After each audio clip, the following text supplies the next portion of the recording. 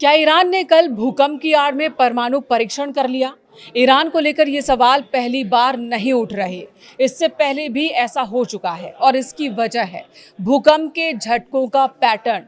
कल यानी कि 1 फरवरी को ईरान में फिर भूकंप के झटके महसूस किए गए। रिक्टर स्केल पर इसकी तीव्रता 5.2 थी। खबरों के मुताबिक बुशेहर से 5 किलोमीटर दूर इसका केंद्र था। स्थानीय समय के मुताबिक सुबह 10:41 पर भूकंप आया और इसका असर दूसरे देशों में भी दिखा।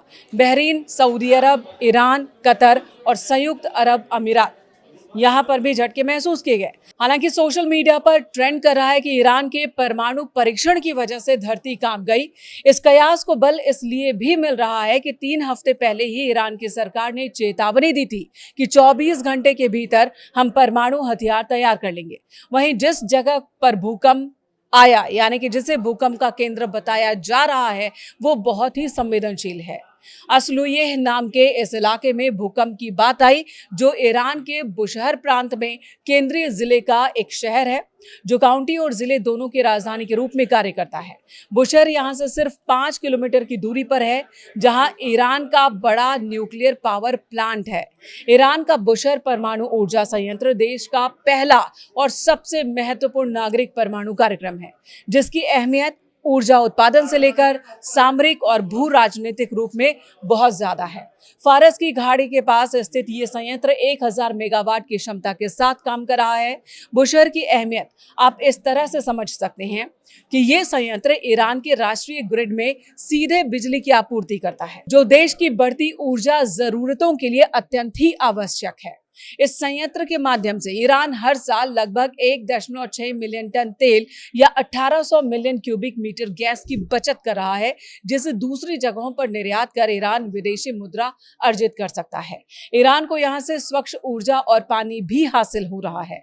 बुशहर संयंत्र कार्बन मुक्त बिजली पैदा करने के साथ साथ 75,000 क्यूबिक मीटर क्षमता वाली नई यूनिट के जरिए खारे पानी को पीने के लायक बनाता है।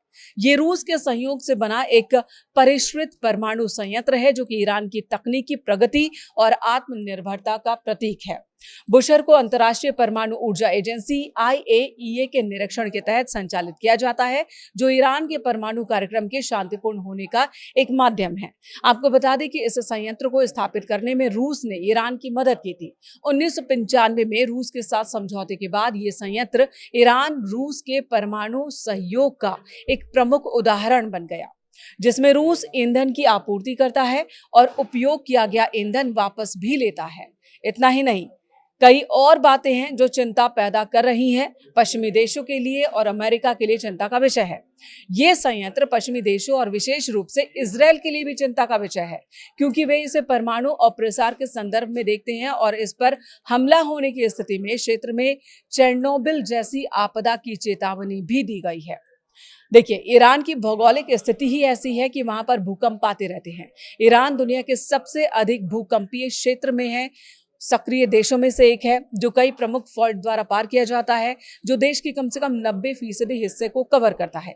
ईरान में अक्सर ही भूकंप आते हैं और कई बार ये विनाशकारी भी हो जाते हैं, लेकिन बीते कुछ सालों में इजरायल और अमेरिका से बढ़ी तनातनी और हमलों और एक दूसरे को दी गई चुनौतियों के बीच यह आशंका बढ़ गई है कि ईरान बहुत तेजी से परमाणु हथियारों पर काम कर रहा है और मुमकिन है कि कई बार इन परीक्षणों की वजह से भी धरती कांपती है, जिसे भूकंप का नाम दिया जाता है।